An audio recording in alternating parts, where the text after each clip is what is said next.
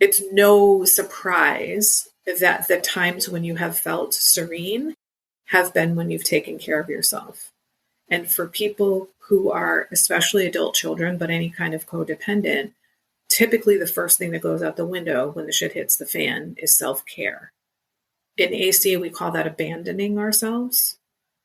So ironically, the thing we fear the most, abandonment, is the thing we do to ourselves. And this is why the solution in ACA is to become your own loving parent. Hi, I'm Barb Nangle. I want to welcome you to my podcast, Fragmented to Whole, Life Lessons from 12-Step Recovery, where I help people heal their emotional, psychological, and spiritual wounds and make deep, lasting changes in their lives. I'm the founder and CEO of Higher Power Coaching and Consulting. I'm a boundaries coach who specializes in helping women who are focused on what others are thinking and doing and neglect themselves in the process. And I have coached hundreds of people on how to build healthy boundaries using my exclusive Build framework. On this podcast, I share my experience, strength, and hope from recovery. I don't support or endorse any particular 12-step recovery fellowship, and I don't claim to speak for any particular 12-step fellowship. I also don't believe that 12-step recovery is the only way to recover. You might need additional help. I'm an avid beachcomber who collects sea glass, shells, wood, and stones. I am a formerly closeted fan of the Hallmark Channel, especially the Christmas movies. Hello, Christmas in July. I wear fingerless gloves from September to June because my hands are always cold, so I have about 15 pairs. And I get a huge kick out of counting how many days, weeks, and months there are until my birthday or Christmas at completely random times of the year. My hope is that you'll find my words concretely helpful in improving your life, whether you're in recovery or not. If you like what you've heard on this episode, please screenshot it and share it on your social media and tag me at Higher Power Coaching.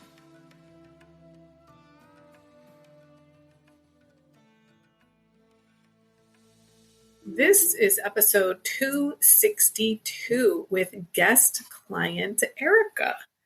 So this is part 2 of my mini series of live coaching calls. I put out a call on one of my recent episodes to see if anybody would want to be coached live and then have it recorded for my podcast episode. And Erika is the second brave soul who said yes. So I'm super appreciative of your willingness to be vulnerable.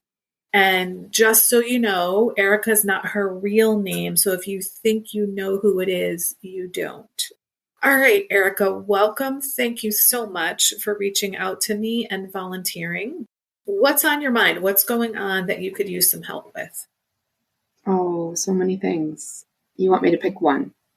For now, I mean, we'll probably get to more than one, but like, what's most pressing for you? There's this maintaining my serenity through breakup, divorce really right now. Okay. And my partner and I trigger each other very easily. And we also have a little one at home. So okay, we have a little one. How old is the little one? 2.5. Okay. Yeah. Communication is next to non-existent. And I'm just upset easily. And it's stress, it's not knowing the future, trying to do all the things, self-care out the window, being a mom. Do you have primary custody? We're not even close to there yet. So that's how much I don't know. Okay. So what's actually happening with your little one? Are they staying with you most of the time? Actually happening is that we're still under the same roof. Oh, okie dokie. That definitely makes things prickly. And so I don't want to be home.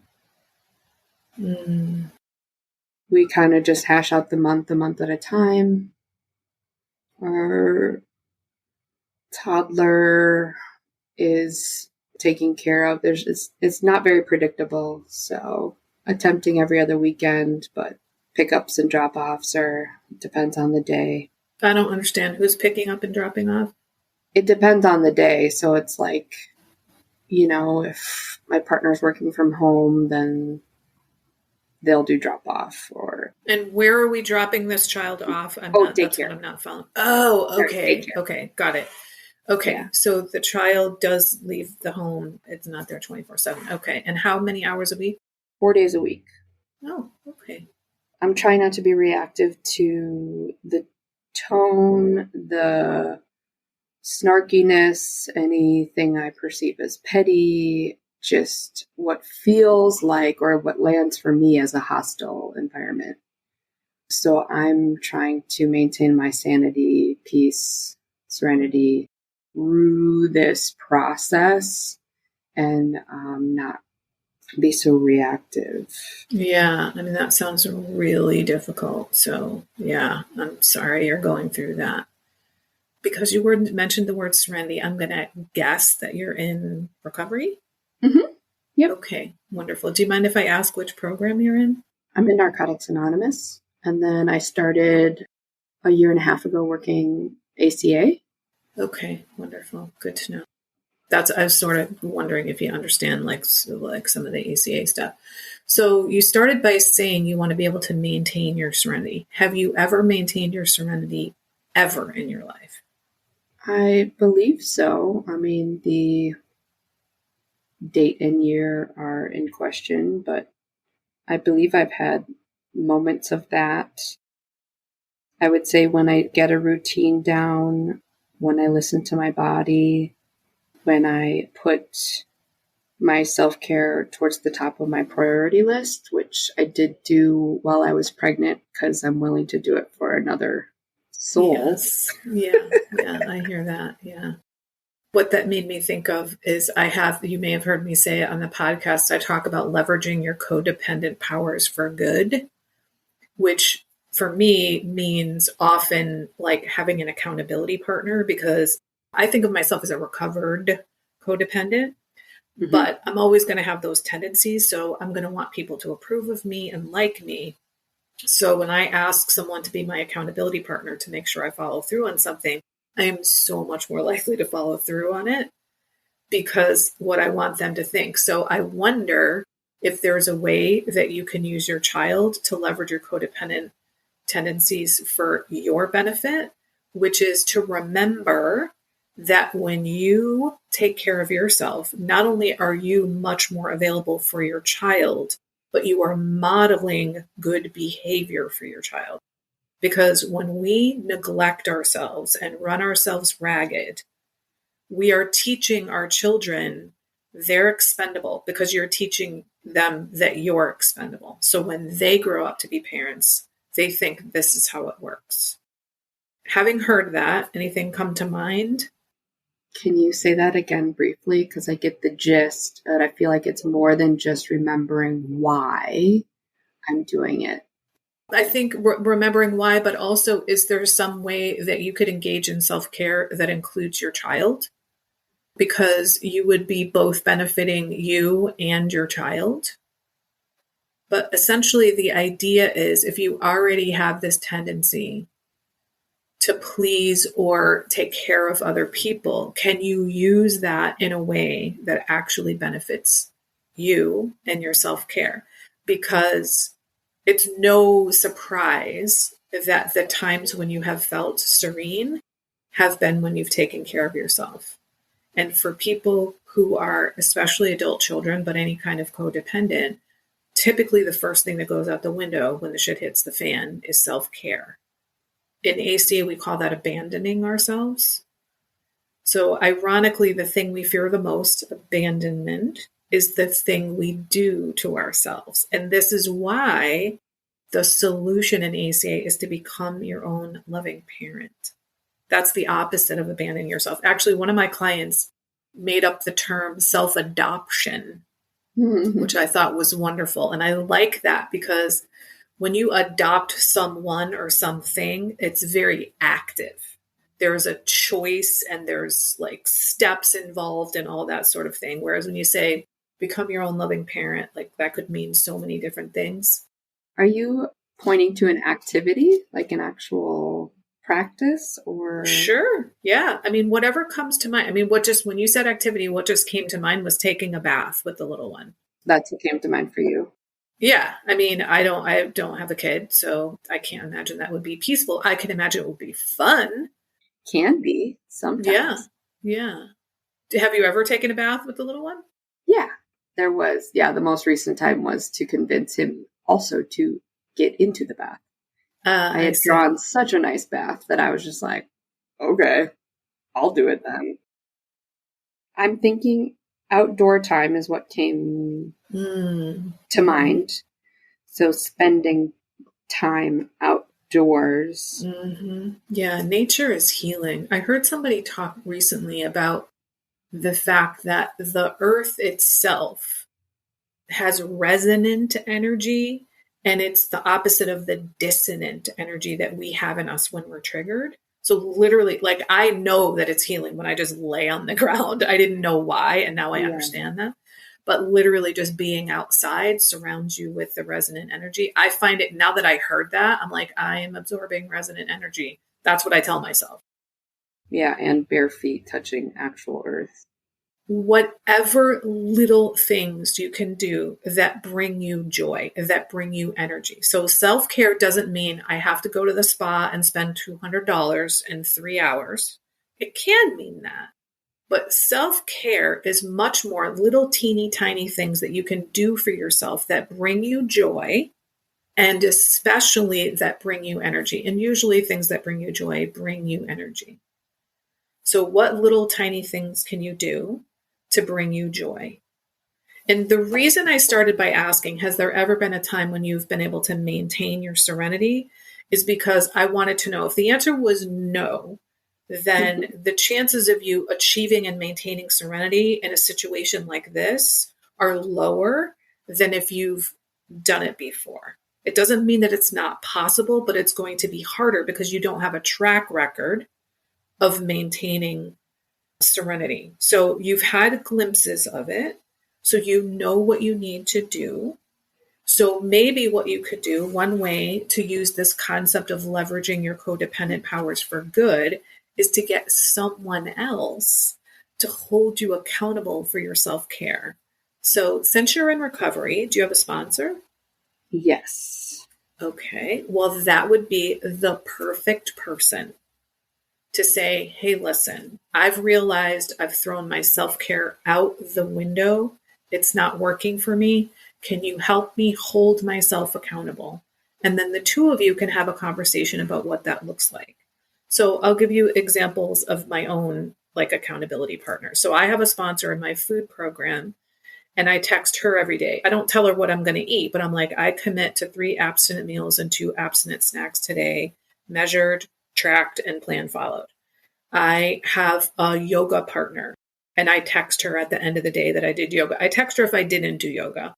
We did 3 30-day yoga challenges, and I literally did yoga every one of those days. And then I said, I don't want to keep counting. And then I'm not doing it every day the way I was before. It's funny how that happens, Yeah. but it still helps me. And then I have a couple of meditation partners. My goal is to meditate twice every day. So at the end of the day, I text them and let them know I meditated twice today, or both meditations done. And if it's only one, then that's all I do. But I've literally not missed one. I've always done a minimum of one for the last 3.5 years daily. So, like, that's what it can look like.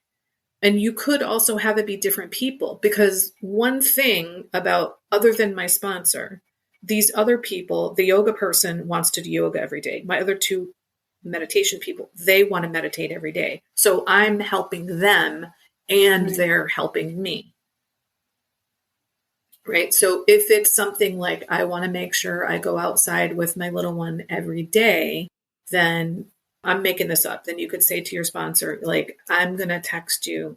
And here's the other thing that we often do is we're like, oh, I don't have 45 minutes. So why bother? Like, that is black and white thinking. 2 minutes outside is way better than 24 hours inside. Right. So even if it's just, we're going to walk out to the mailbox together, to be outside, you do whatever you need to do to get yourself out there and stop talking yourself out of doing it. I think it's really important for people who are in ACA to call this self-sabotaging behavior self-abandonment rather than self-sabotage or saying, I'm shooting myself in the foot, because that's what it is. It's also very stark language. It's kind of like, ooh, shit, that sounds horrible. Yeah, it's landed lately. That term has landed. And hard. Here's the thing. It connects your behavior to your status as an adult child.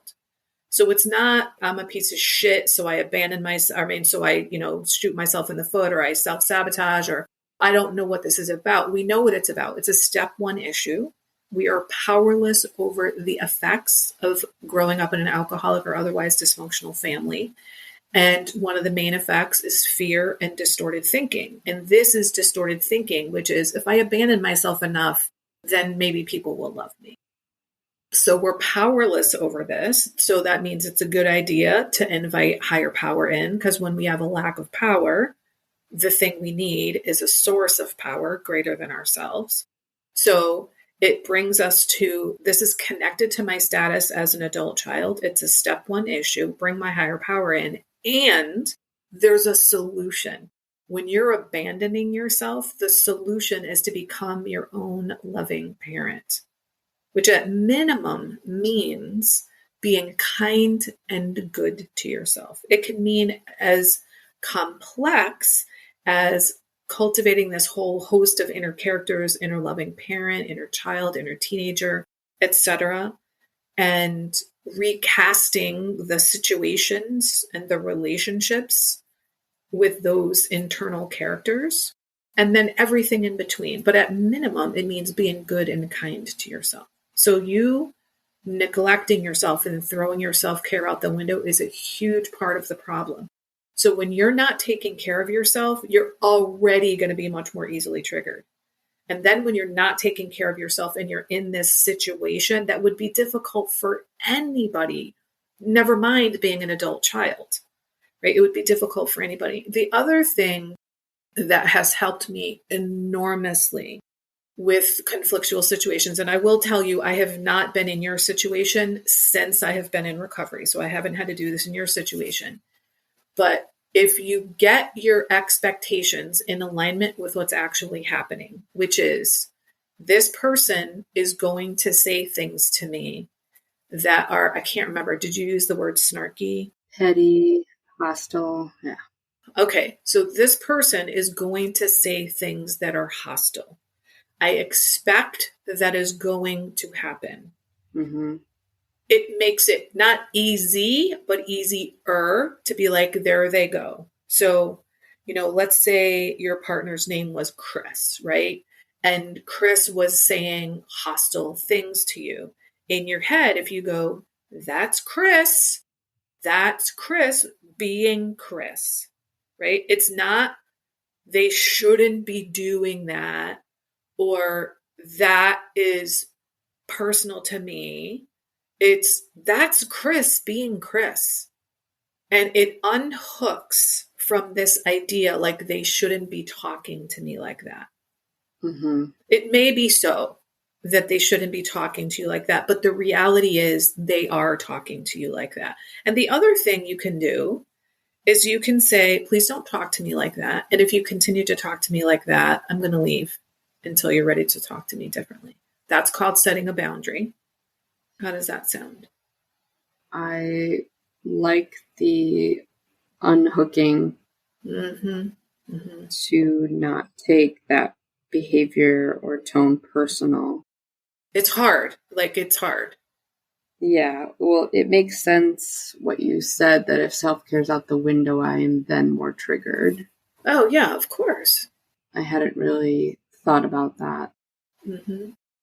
I do like having accountability, or at least like a little mini group chat to check in, because when they do it, it reminds me to do it as well. I have a loving parent guidebook, threesome. Oh, good. That we check in, like in case our inner child is, I don't know. Excellent. Perfect group. Yeah. So perhaps when you get off this call, you text them and say, I'm going to need some help holding myself accountable For self-care, I'll get back to you about what that could look like, right? So that you can make sure as soon as you get off the call, you take some kind of action that you're more likely to follow through. You are worth it, Erika. You deserve to take care of yourself. Your child deserves to have a parent that takes care of themselves and to be modeled that self-care is important. It's imperative. So one other thing that like this, the expectations thing is huge for me. When I did the 12 steps in my second program, OA, with my sponsor, she helped me realize that unrealistic expectations was one of my worst defects of character. So it was unrealistic expectations of myself, other humans, the world, society, the weather, like everything. Like I worked in education at the time, and I wanted the education system to be fixed like that. I wasn't happy with what was going on politically in the world. And I got so mad all the time. It's like, this is what it's like. Other people, I expected them to know things. I expected them to act with decency and to be polite and follow through. And like most people are like that, but not everybody does. Not everybody's like that. And then I, of course, had unrealistic expectations about myself, about what I should and should not do and that sort of thing. So getting your expectations in alignment is super powerful. It's another way of saying becoming accepting of what is. And I find that damn close to every single one of, if not every single one of my coaching clients has unrealistic expectations. I think one of the things that I find is unrealistic expectations, victim mentality, and black and white thinking are really, really common with people with poor boundaries. But what's really cool is learning how to build healthy boundaries actually intervenes in all three of those areas. It helps us come out of victim mentality because we're starting to be actors rather than reactors. It causes us to do both and thinking rather than black and white thinking, because we have this experimental process as we set boundaries and we see that there's a lot of gray in there. And we get our expectations in alignment with people by telling them this works for me and this doesn't work for me. Or when things aren't working, we take action. What does it look like in actual practice to adjust expectations of oneself? So I think I have about 5 episodes on expectations. I'm happy to share those with you. I can also put them in the show notes when this comes out. But in your case, I think you're probably going to want to start with, I call it unhooking your expectations after the fact. So the way that works for me is when I get all pissed off about something, I'm like, all right, what's going on here? I'm like, oh, I expected them to X, Y, Z. Because sometimes we don't know that our expectations aren't met until they're not met. Or excuse me, we don't know we have expectations until they're not met, right? Yes. So if you are looking at a situation and you're like, oh my God, that really fucking pissed me off. What happened there? It's like, oh, I expected them to be civil to me. And let's think about this objectively.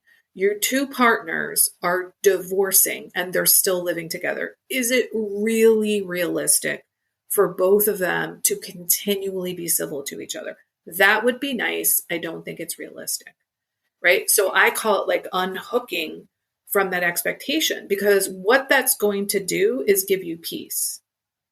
Like it's almost like you're trying to hold them accountable by expecting them to be civil to you in all these cases, but you're not holding them accountable. You're holding yourself hostage. Yeah. The holding them accountable to something they may not be capable of, or right. And in this case, they're not unlikely. Capable. Yeah. Highly it's not, they happen. may not be. They are not likely, right? You know, I love the saying in recovery, don't go to the hardware store for milk, because it's really fucking obvious. You cannot get milk from the hardware store. But when we're talking about humans, we forget they're the hardware store and you're trying to get milk from them. Somehow we think, oh, they should be polite or they should be able to give me the love that I want. I remember reading, I think it was in the Big Red Book, the phrase something like, we try to extract love from people who can't give it to us. And I was like, oh, and the reason I was like, oh, is because I'm like, oh, that's what I was doing. I was trying to extract love from people who couldn't give it to me. I was trying to extract approval from people who couldn't give it to me. You're trying to extract civility and politeness. Maybe you're not trying to extract it, but you're expecting to get civility and politeness from someone who, at least right now, is incapable of giving it. And the other thing I will say is, you don't need to answer this. You don't just, this is only in your own head. Don't answer this out loud. Okay. How are you being with your partner? Are you being civil? Are you being polite? Are you never like going off the rails with this person? Because the way that you act is going to have an impact. And I know that it's really hard to be polite and civil to people who are impolite and civil to us. But you get to decide how you're going to be in the world, who you're going to be in every moment. And you can change it at every moment. Even if you fly off the handle, you can come back and say, oh my goodness, that was uncalled for. I can't believe I just did that. I'm so sorry. I'm going to do my best to not do that again. And own your shit.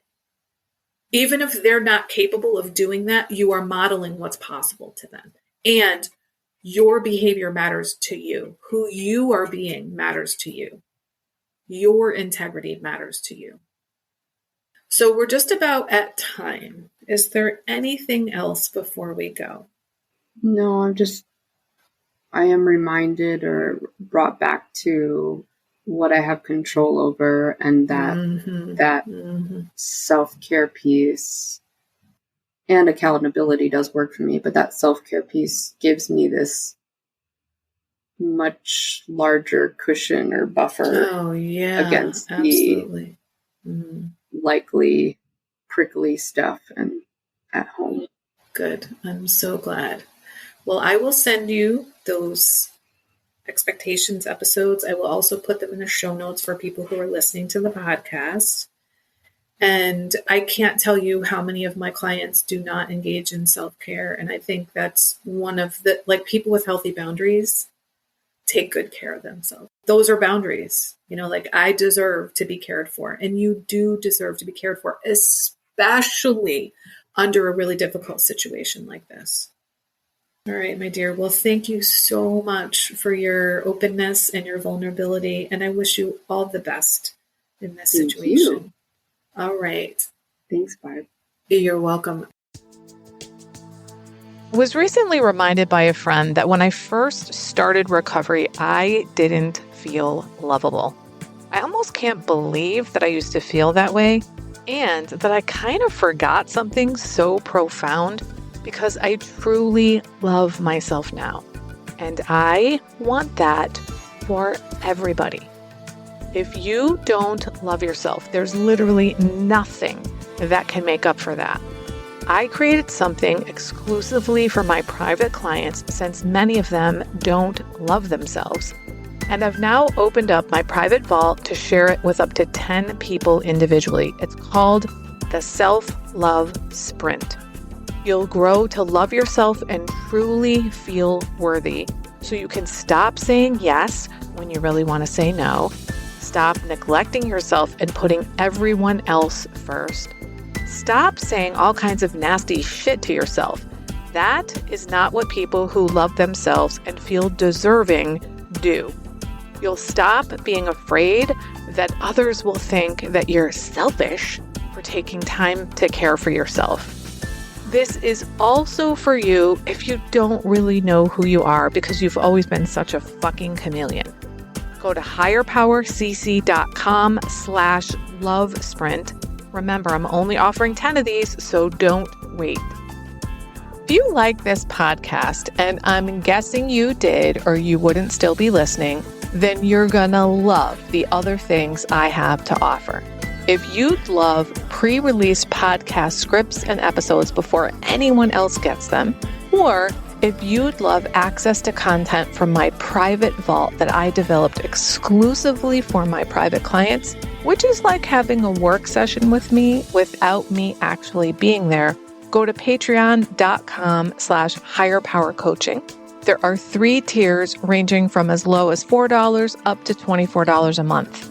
You'll also love my weekly newsletter, Friday Fragments, which has content very similar to the podcast. You can check it out at fridayfragments.news. That's fridayfragments.news. Please like and subscribe to my podcast on your favorite podcast outlet. I'd also love it if you'd leave a review, which you can do either in the show notes or on Apple Podcasts. It really helps other people find my podcast so they can get the benefits you've gotten from listening. If someone came to mind when you listened to this particular episode, please share it with them. And my favorite place to hang out on social media is Instagram. I'm at Higher Power Coaching. Please DM me there. I'd love to hear what you got from this episode. I run group and private coaching programs on building healthy boundaries. Whether you need help with boundaries in your personal, professional, or romantic life, I can help. Head on over to barbchat.net, where you can hop onto my calendar for a free 30-minute Better Boundaries consultation. My ideal client is someone who is ripe for change. If that's you, I would love to work with you. My goal with all my work is to help you make lasting changes in your life, like I've made deep, lasting changes in my life. Remember, it's never too late to recover. No one is beyond hope, and healing is possible. Thanks for listening.